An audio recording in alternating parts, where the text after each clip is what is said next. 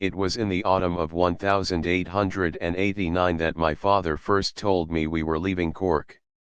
The salt air, the bustling docks, the voices of the fishermen, everything I had ever known would be left behind for the sake of a property he had inherited from a cousin I had never met. He said the house was in the north of Ireland, somewhere along the Donegal coast. He called it Blackthorn Hall, though most locals, I would later learn, simply referred to it as the house where all the windows faced north. At 13, I didn't think much of it. A house is a house, I reasoned. But I didn't understand what it meant to live in one that seemed to deliberately turn its back on the sun. The journey took 3 days, 2 by train, 1 by horse cart along narrow, twisting roads bordered by dark hedgerows. The land grew wilder the further north we went. Hills rolled into jagged cliffs, and the air became sharp and restless.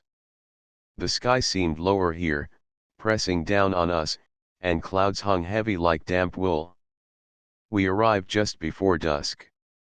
The house rose from the edge of a grassy bluff, its stone walls dark with age, and its windows every one set along the northern face, staring out over the restless Atlantic. No light came from within, though a chimney bled a thin coil of smoke into the gray air. I noticed it right away. No windows looked east, south, or west. Not even a narrow slit for the morning sun.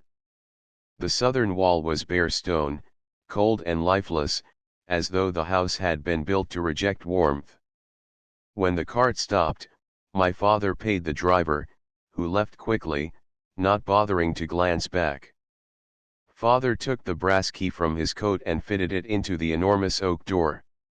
It opened with a groan that sounded almost reluctant. Inside, the air smelled faintly of damp earth and something else, something metallic, like rust, or old blood. My father didn't seem to notice. He carried our small trunk into the main hall and lit a single oil lamp. The hall was lined with portraits, each one depicting men and women with pale faces and deep-set eyes. Their clothing was old-fashioned, even for the time, and all were turned to face the same direction, the north. I noticed this immediately.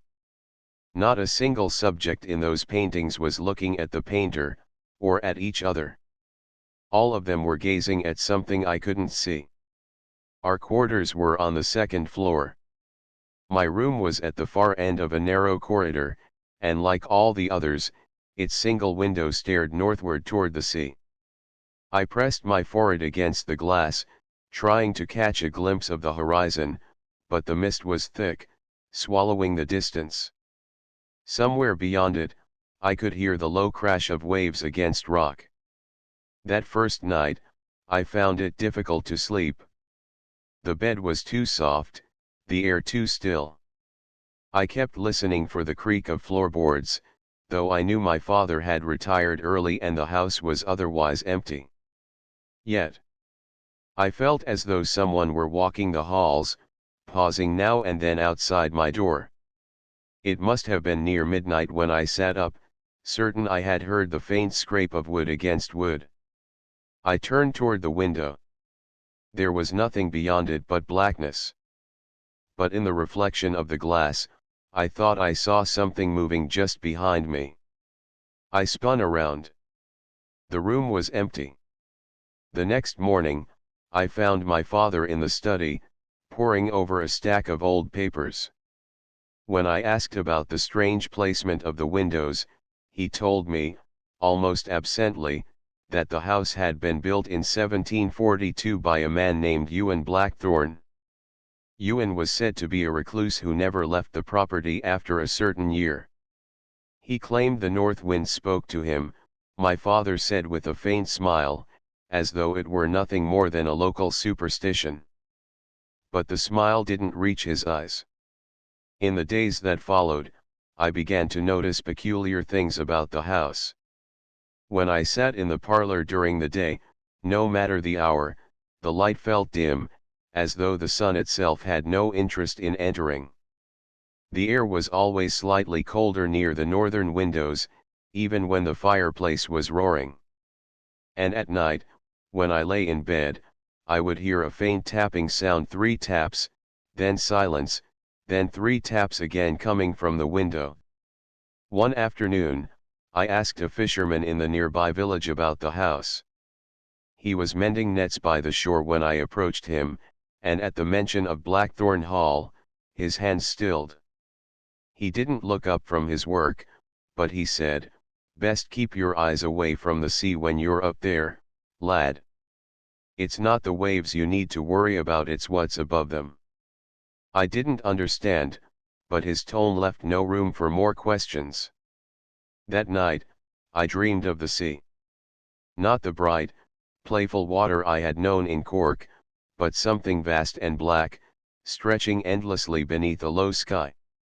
I dreamed I was standing at my window, looking northward, and in the mist, a figure stood on the cliff's edge, tall, thin, unmoving. Its head was tilted upward, not toward me, but toward something in the clouds. When I awoke, the dream clung to me like wet cloth. My window was open, though I knew I had latched it the night before. The room smelled faintly of salt. And on the wooden sill, etched in the dust, were 3 marks deep, parallel grooves like the scratches of a hand that didn't belong to any man I'd ever known. I didn't tell my father about the grooves on the window sill. It wasn't just because I didn't think he'd believe me, it was because I wasn't entirely sure I believed it myself. It would have been easy to convince myself they'd always been there, worn into the wood by time and weather. But no matter how I looked at them, the marks seemed fresh, almost too clean, as though something had carved them in the dead of night.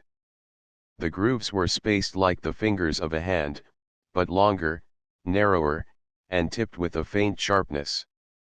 I ran my own hand over them. My fingertips fit between them, but the spacing was wrong for a human grip. The wind outside picked up, rattling the glass. I backed away from the window, shut it tight, and pulled the curtains closed. At breakfast, my father barely noticed my silence. He had buried himself in more papers, some so yellowed they looked ready to crumble in his hands. I caught glimpses of hand-drawn maps, lines of looping script, and strange diagrams that meant nothing to me. "What are you reading?" I asked. He looked up briefly, his eyes tired. "Old estate records. Blackthorn kept everything, even grocery lists, it seems. I'm trying to make sense of the layout. This house is unusual." I wanted to ask why every window faced north, but his tone suggested that he wasn't ready to entertain questions. I decided to keep my thoughts to myself. That afternoon, I explored. The corridors of Blackthorn Hall were long and narrow, their floors groaning with each step. Dust hung in the air like faint smoke, catching in my throat. Every hallway ended in either a north-facing window or a wall that felt deliberately blank. I discovered something peculiar about the windows: they weren't evenly spaced. Some were wide and tall, others were narrow slits, yet all of them had one thing in common: they overlooked the same stretch of gray sea, jagged cliffs, and the curling white foam of waves far below. And I noticed something else. When I stood at a particular angle in the upstairs corridor, I could see 3 windows in a row, each one reflecting a faint shimmer, like light glancing off water, even though the day was overcast and no sun pierced the clouds. I leaned closer to the first pane. My own pale reflection looked back at me. But behind it, just faintly, there was movement. It wasn't the movement of waves. It was slower, more deliberate, like something drifting just below the surface of the sea. I stepped back so quickly I nearly tripped. The shimmer vanished. By evening, the tapping had returned. 3 taps. Silence. 3 taps again. I sat up in bed, my pulse loud in my ears. The curtains swayed slightly, though the window was shut tight. "Who's there?" I whispered, immediately feeling foolish for talking to the night air. The tapping stopped. But then a different sound. A faint scrape. Not at the window this time, but along the wall itself, as though something were dragging its nails across the stone from the outside. I crept toward the window and parted the curtain just enough to look out. The cliffside was a black silhouette against the restless ocean. The mist swirled like breath. And there, far below, I thought I saw movement on the rocks. At first, I thought it was seaweed caught on the tide. But the shape lifted itself, unfolded in a way that no seaweed ever could, and turned its face, or what I thought was a face, toward the house. Even from that distance, I felt the weight of its attention. I stumbled back, my heel striking the bedpost. The curtain fell closed, shutting out the view.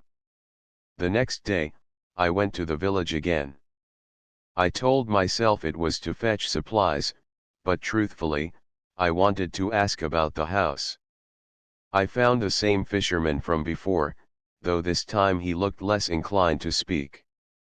He glanced at me once, then back at his net, his fingers moving in quick, practiced knots. "Blackthorn Hall," I began, my voice low. "Why do all the windows face north?" He hesitated, then said, "So they could see it coming." "What coming?" I pressed. He tied one last knot and set the net aside. "You're a boy. Best you keep to your room at night, and never open a window after dark." "That's not an answer." He met my gaze then, and I saw something in his eyes, fear, yes, but also resignation. The blackthorns watched the northern sky for over 100 years. They said the sea was only half the danger. The rest came from above. That night, the dream returned. I was standing in my room, staring out at the cliff. The figure was there again, closer now. Its arms hung too long, its head tilted at an angle that made my neck ache just to mimic. And above it, the clouds were shifting. Not with wind, but with a slow, deliberate pull, as though something enormous was moving behind them.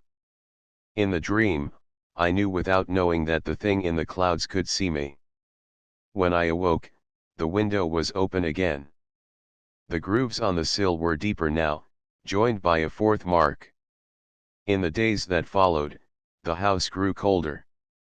My father started muttering to himself as he pored over the papers in the study. I overheard words like watchtowers, alignment, and signal fires. Once, I asked him if he'd ever seen anything unusual outside. He didn't answer right away.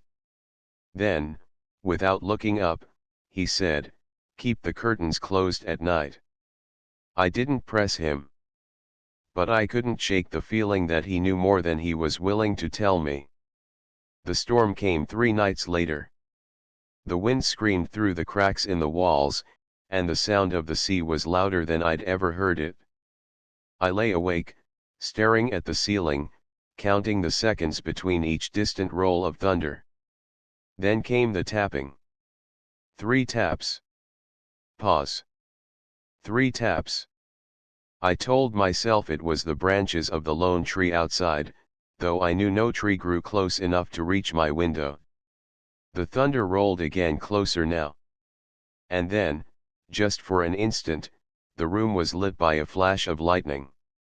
In that instant, I saw the reflection in the glass, not my own, but a face with long, narrow features, pressed close to the pane from the outside. Its eyes were black and endless. I scrambled back, knocking over the oil lamp. The flame died instantly, plunging the room into darkness. The tapping grew louder. By morning, the storm had passed, but the grooves on the sill had doubled in number. My father said nothing when he saw my pale face at breakfast.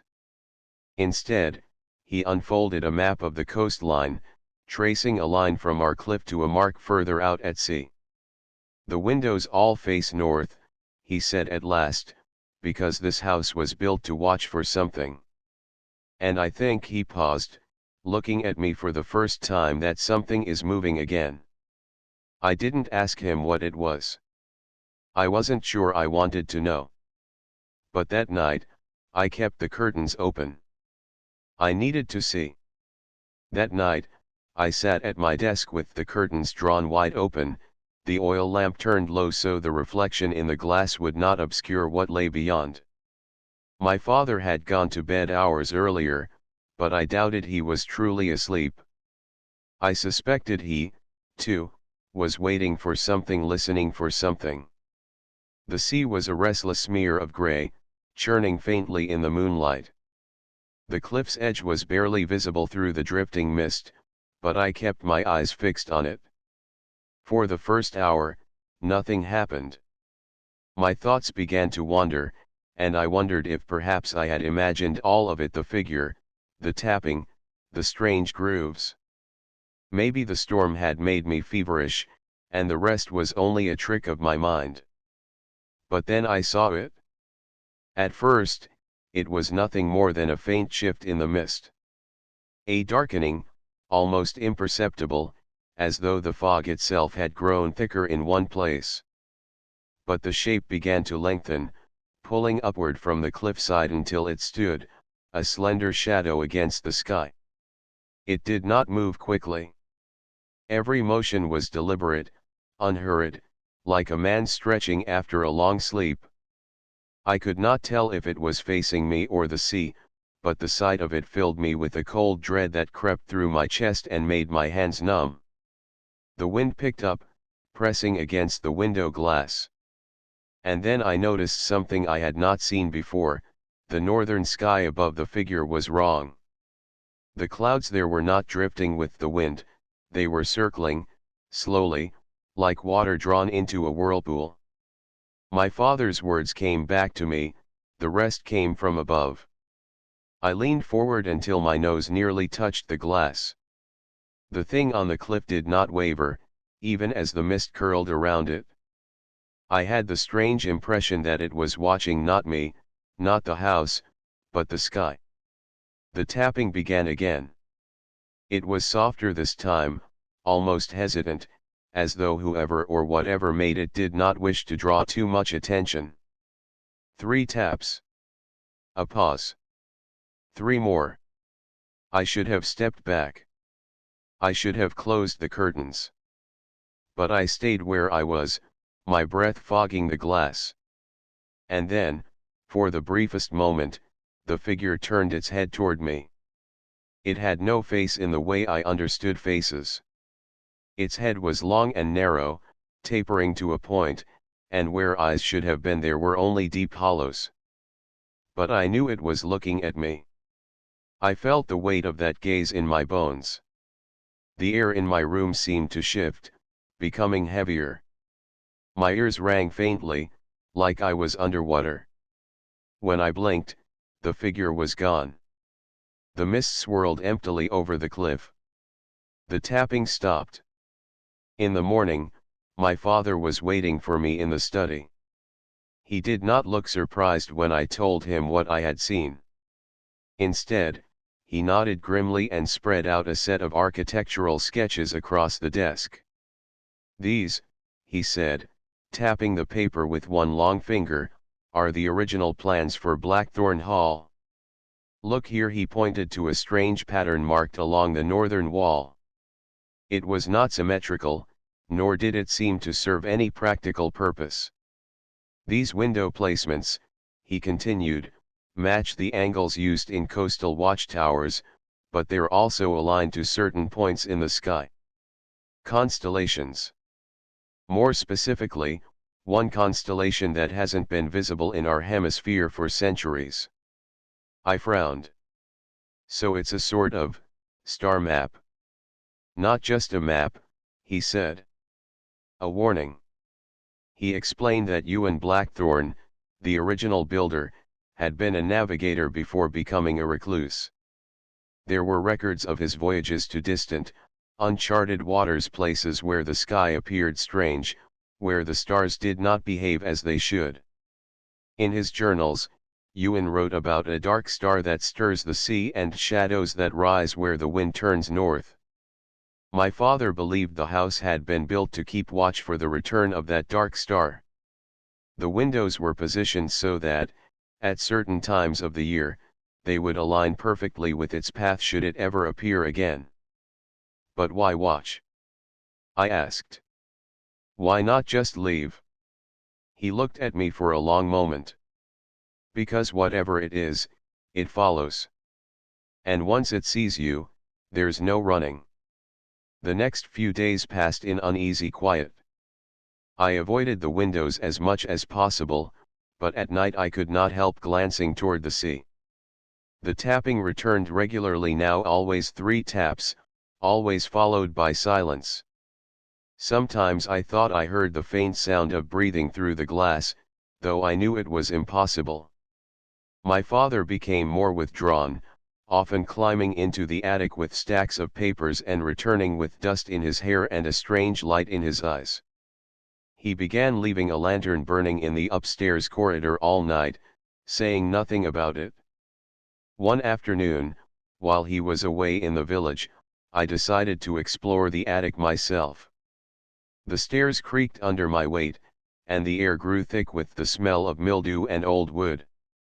The attic was cluttered with trunks, crates, and furniture shrouded in moth-eaten sheets.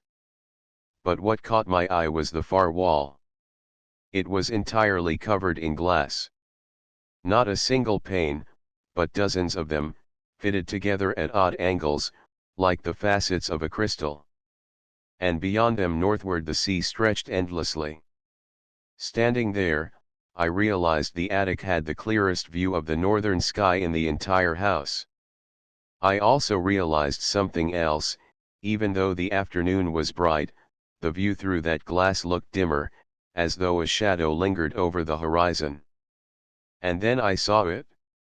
Far out at sea, just at the edge of vision, something vast moved beneath the water. It was not a ship, there was no mast, no sail. It was longer than any vessel I had ever seen, its dark shape undulating like the back of some impossible creature. I stepped closer, my breath catching. The glass seemed colder here, and for a heartbeat, I thought I could hear a low hum vibrating through it. The shape slipped beneath the surface, vanishing completely. That night, my father confronted me. He knew I had been in the attic, he could smell the dust on my clothes. "You shouldn't be up there," he said sharply. "Not now. Not with the water stirring." I told him what I had seen. His face paled. "It's closer than I thought," he murmured, almost to himself. When I asked what it was, he hesitated. Then he said, "Ewan Blackthorne called it the North Thing." He claimed it was not of the sea, nor of the sky, but something in between. Something that watches for when the stars are right, and when they are, it comes to shore. "Why?" I whispered.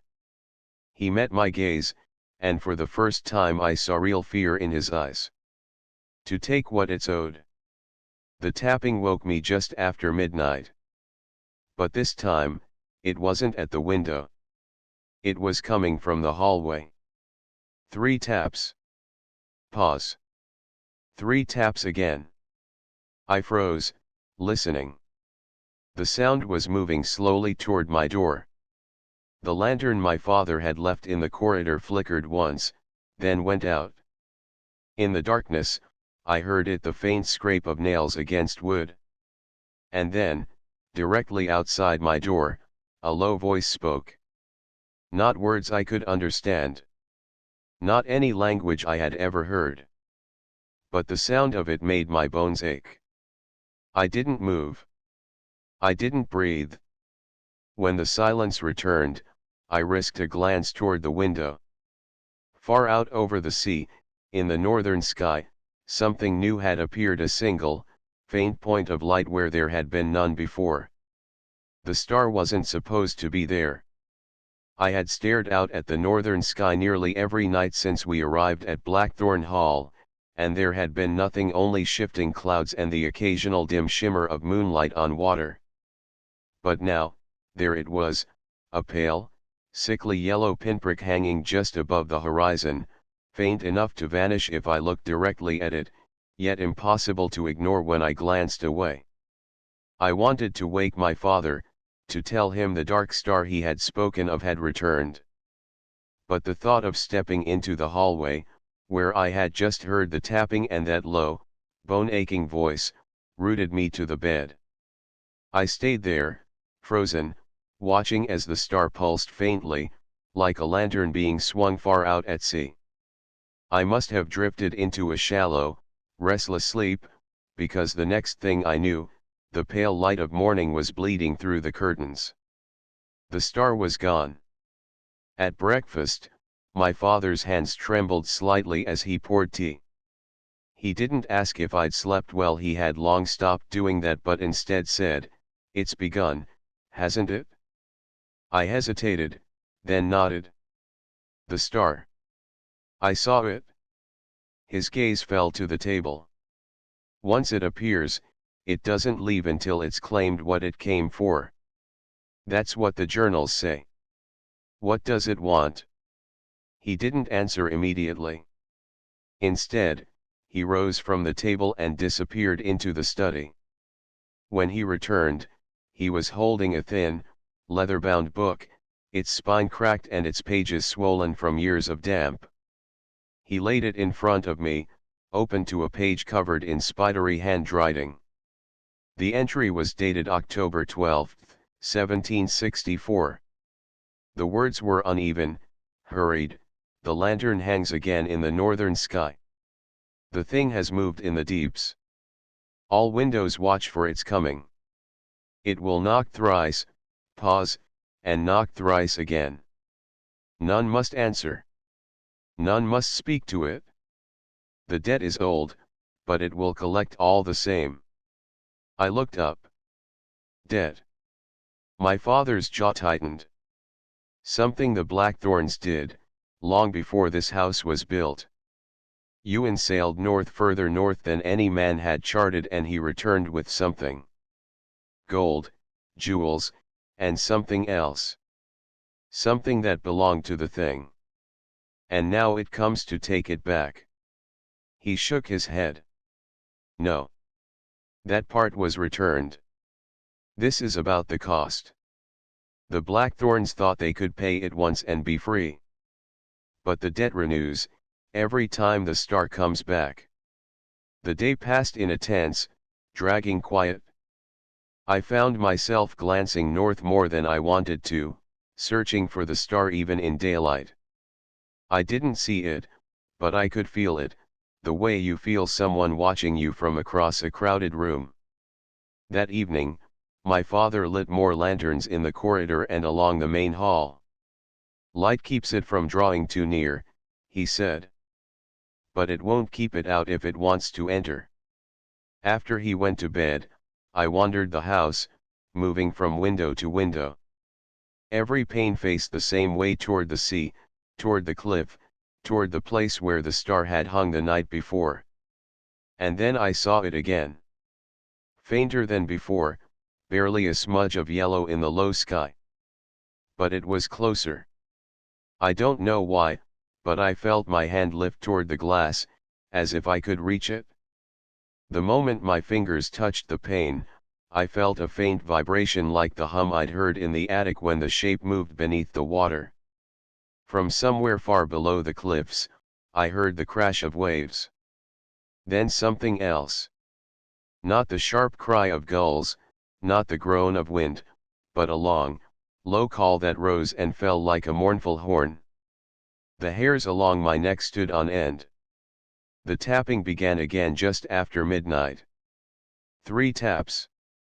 Pause. 3 taps again. This time, it wasn't hesitant, it was steady, confident. I lay still, pretending to sleep. The tapping moved along the wall toward the next window, then the next, circling the room. When it stopped, I heard breathing. Not the steady rhythm of someone asleep, but slow, deliberate inhales, drawn deep, as if the thing on the other side of the glass was tasting the air of my room. And then words. Not loud, not even clear enough to make out, but whispered directly into the glass. My ears rang, and for a moment, I thought I understood them, though no language I knew could form those sounds. I clamped my hands over my ears until the whispering faded. The next morning, the grooves on my sill were deeper again, joined now by an unmistakable palm print long, spindly fingers splayed against the wood. My father's face went pale when he saw it. "It knows you've seen it," he said. "And now it will want to speak to you." "I won't answer it," I said. "Good," he replied, but I could see in his eyes that it didn't matter what I wanted. The thing had chosen me. That afternoon, the wind shifted. It blew straight from the north, sharp and cold, rattling the windows. The sea below turned black, the waves heaving as though something massive stirred beneath. By dusk, the star burned brighter, no longer faint but glaring through the mist like an eye opening wider. My father locked every door and shuttered every entrance except the north-facing windows. "You can't block the windows," he said. "They have to see it coming.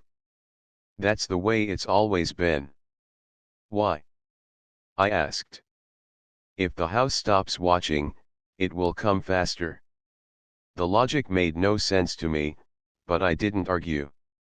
Night fell heavy and early. I sat on the floor beside my bed, staring at the faint glow in the sky. The air in the room seemed thicker now, pressing in on my lungs. Then I heard it. Not tapping this time, but a slow, rhythmic thud from far below like heavy footsteps on wet stone. I moved to the window. The mist was thinner tonight, and through it I could see the cliff's edge. Something was climbing it. It was tall, taller than a man, taller than two men stacked. Its limbs moved with an odd, insect-like precision, jointed in ways that bent wrong. The skin was pale, almost translucent, and glistened as though slick with sea water. When it reached the top, it did not stand fully upright. It crouched there, its long arms dangling toward the rocks below. And then it lifted its head toward the house. Its eyes, or the hollow places where its eyes should have been, locked on my window. It did not move for a long time. The only sound was the distant crash of the waves. And then it raised one hand, long, narrow fingers curling, and tapped the air 3 times. I stumbled backward, tripping over the bed. When I looked again, it was gone. I didn't sleep that night. The star burned brighter still, and I could swear it was higher in the sky now, climbing. My father stayed awake, too. I heard him pacing the hall outside my room, muttering to himself. Just before dawn, he came in, his face drawn and pale. "When the star is at its peak," he said quietly, "the thing will come to the door. If we open it, it will enter. If we keep it closed, it will find another way." "Then what do we do?" I asked. He looked at me for a long time. "We pray that this time, it passes us by." But I have never heard of it passing anyone by. By the following evening, the star had climbed so high that it hung directly over the cliff. The light it cast was no longer faint, it spilled into the windows like a sickly lantern flame, staining every wall it touched. And as the light filled my room, I heard it again, the voice from the glass. But this time, it wasn't outside. It was inside.